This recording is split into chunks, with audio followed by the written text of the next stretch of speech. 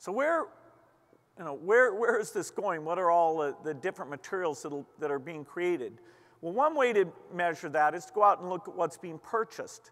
Now here we miss a large piece of the activity because in fact a lot of the most interesting things, I'll say half just to be equanimous about it, half are things that are absolutely free materials, and many of those it's not well measured how much use they're getting. After all, if somebody downloads it and then passes it along to hundreds and hundreds of people, there's no central place where that usage is understood. Another half are the software that you license, the various online services and packages that help out with these things.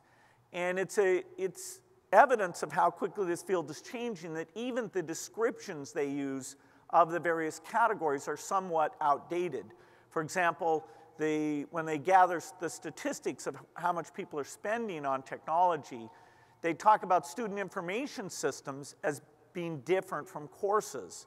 But in fact, one of the great innovations now is that if you have a course, it's tracking which students have looked at which material, how they're doing on the different pieces, and the reporting to the teacher about what's going on. That is embedded in a very rich way in that content material. So, it's not fitting the normal boundaries of how these things have been classified. Overall, though, sort of leaving the boundaries aside, we can see very rapid growth. And this is quite healthy. The idea that there are budgets out there so that entrepreneurs doing new learning software have an opportunity to get their stuff out and really prove where it's working, that's very important. Now, per student, if you take all the technology spending, most of it is simply the basic equipment, getting the computer lab organized and the network, the printers, the various things that are just kind of the platform piece. The amount spent on software as a whole is only about 10% on top of that. And we see that a lot of the activity is not institutionally organized. That's really okay when you have this period of great innovation and new things. There should be freedom so that teachers can do individual things. But we should also see the institution really pushing things forward, deciding how things will be measured. Right now, when we ask about online courses, about 58% said that it's all organized at the individual teacher level, although a few talked about the director of technology. It's interesting to think, what is the background of a director of technology? Historically, it's been that they can make sure the computers don't break down. The idea that now we're looking for somebody who really can evaluate different online courses, it means they have to have both a technology background and a pedagogical understanding. And so it takes a pretty magical person both to stay on top of this and help drive it forward. If we look more broadly, not just at online classes, but course material being used in the classroom, it's interesting that only 40% of the supplemental material is material that came from the school or district structure, and the majority were things that people went out and got. 35% free things that they went out and found, and 25% things where teachers are having to pay out of their own pocket to get that material. So, just an amazing number of things going on right now. Well, how will this coalesce, and how should you think about these different categories?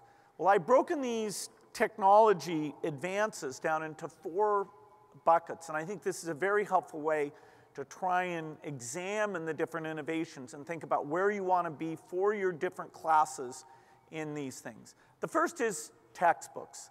The paper-based textbook, the cost of that's gone up over time.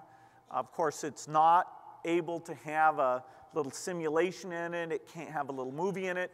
If you want to do the problems here, you turn to the back of the book to see the answer. If you get the wrong answer, it can't kind of suggest to you which part of the material that you've got wrong. And so it's very clear that as these devices, the portable PCs, tablet-type devices, as those come down in cost, particularly once we get something that has an input capability, a pen, keyboard, along with the great readability that the ebook tablet form factor has. Is we have that you know, in a form that's, you know, $300 or so and very reliable. The idea of shifting the textbook to be online, that's going to happen. And these textbooks will be far, far better. In fact, the teacher will have a lot of ability to assemble material, almost think about it as like a custom textbook where the material's there. Then we can talk about the teaching, the lecturing, the in-classroom activity. Even this we should probably break down to the part where you're just imparting the material, the more lecture-oriented part, and the more group engagement parts. There are some amazing things where the very best teachers are putting their lectures out there on the internet. Now you can do this in a very lightweight way where you say, okay, I'll just put in a cheap little camera, video my classroom so that if I have students that are absent or sick, or I have a student who just felt the material was complex enough, they want to review it one more time, you know, it's very straightforward. That's simply taking and leveraging against that one class that you're teaching. But another way to get leverage is to go out and find somebody who teaches a topic in a very in-depth, engaged way and have the teacher watch that and then use that as a source to improve their teaching. And finally, in many cases, you can literally use the lecture of that person, assign it to the kids and have the benefit of that teaching. The third piece is how we connect up and socialize. And you know, it's very interesting how much social engagement makes learning more